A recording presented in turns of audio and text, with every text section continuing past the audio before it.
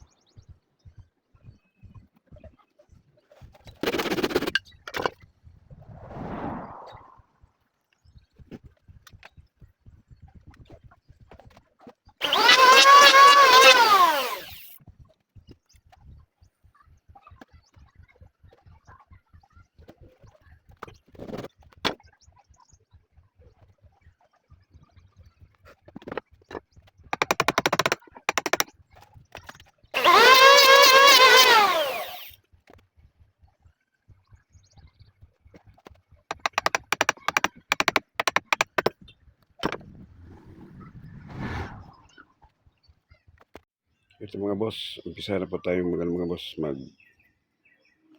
kabit ng parka. So ang unahin natin mga boss, magsukat po tayo mga boss. Ganito ito lang mga boss, oh. Kailangan i-level mo dito doon sa doon sa may medyo patag yung level. I-level mo siya dito mga boss. Tapos guhitan mo na sa ilalim. Para pagbawas mga boss, saka na tayo dito maguhit dito. Kailangan 18 po yung ating parka. So guhitan natin din 18 mamaya. Pag nakuha na natin yung doon sa baba, yung kasko niya. Kasi yung kasko nito ay pangat. Sige mga boss. Tingnan nyo na. Panoorin nyo na lang ito mga boss.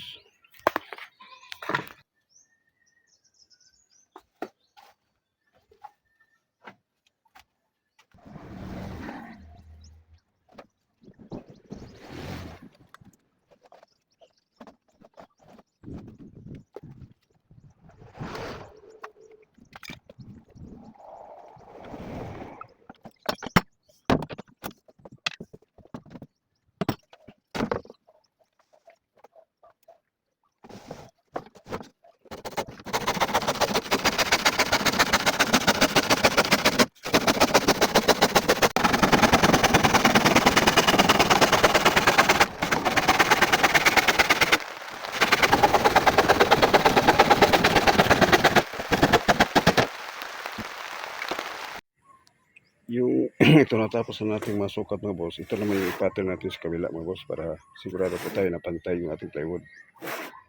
Na hindi tabingi yung ating plywood mga boss. Kasi kung isa-isa mong isukat doon, hindi mo alam na tagilid pala yung molding. So hindi mo pantay. Tagilid yung bangka mo mga boss. So ito yung natapos kabila. Yun ang isukat natin sa kabila para magpantay yung dalawa.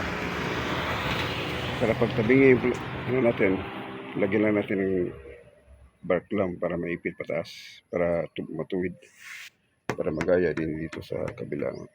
Okay mga boss, mag-cutting na ito mga boss, meron na siyang guhit. Ginuhitan na siya mga boss, i-cutting na siya mga boss. Ito na siya mga boss, oh. Dalawa na siya. Ganito lang siya boss kasi ito nakababa siya mga boss kaya iipit na natin ito ng ano, iipit natin sa bark lang para magpantay din sa kabila mga boss. Hello. Susunod natin mga boss, magpurma tayo dito sa unahin mga boss. Kasi ito madali lang to dahil ano lang to siya, 16 yung pinakadulod yung unahan dito. 16. Mga boss. Ito na siya mga boss. Likod na lang ko lang mga boss, muulan, sira yung bubong. Oh. Kaya hanggang dito lang muna sa aking video mga boss. Sunod na araw mga boss, tapos na ito mga boss.